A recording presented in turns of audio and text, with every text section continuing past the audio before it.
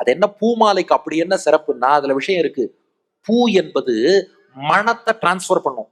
இந்த மாலை கழுத்துல போட்டு இருக்கோம்னு வச்சுக்கோங்களேன், கழட்டி வச்சாலும் அந்த நறு மணம், அந்த வாசனை இருக்கும் இல்லையா, பூ மணத்தை மட்டும் டிரான்ஸ்பர் பண்ணாதான் மனத்தையும் டிரான்ஸ்பர் பண்ணும், மனசையும் அங்க கொண்டு போய் சேர்க்குமா.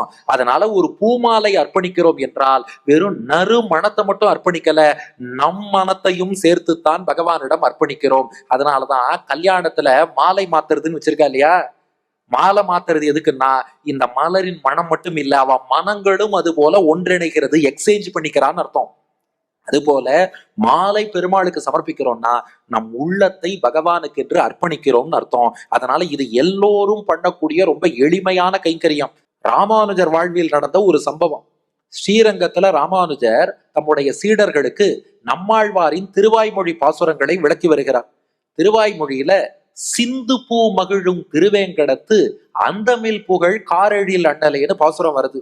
ராமானுஜர் விளக்கினாரா, நம்மாழ்வார் பாடியிருக்கார், சிந்து பூ மகிழும் திருவேங்கடம், திருவேங்கடத்துல பூக்கள் சிந்திக்கொண்டே இருக்கும்னு பாடினார்.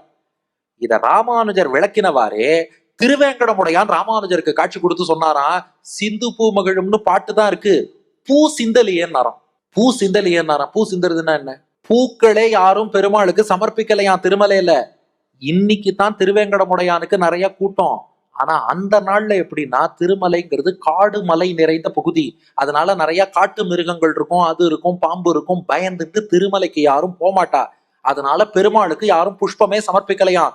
திருவேங்கடமுடையான் ராமானுஜர்கிட்ட கேட்டாராம், சிந்து பூ மகிழும்னு பாட்டு இருக்குன்னு நீங்கள் விளக்கி கொண்டிருக்கிறீர்கள், ஆனா எனக்கு பூ சிந்தலியேன்னாராம். அப்ப ராமானுஜர் தம் கோஷ்டியில் இருந்து அனந்தாழ்வான் என்ற சிஷ்யரை தேர்ந்தெடுத்து, நீ போய் திருவேங்கடமலையில தோட்டம் அமைத்து பெருமாளுக்கு கைங்கரியம் பண்ணுன்னார்.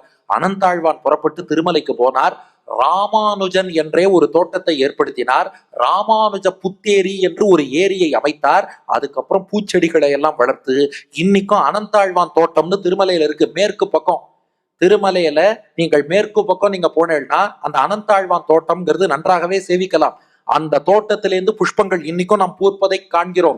இப்படி திருமலை அப்பனே ராமானுஜர்கிட்ட கேட்டு வாங்கி கொண்ட கைங்கரியம் என்னன்னா இந்த புஷ்ப கைங்கரியம். பூ தொடுத்து எனக்கு மாலையாக சமர்ப்பிக்கணும்னு ராமானுஜர் அனந்தாழ்வானை அனுப்பினார்.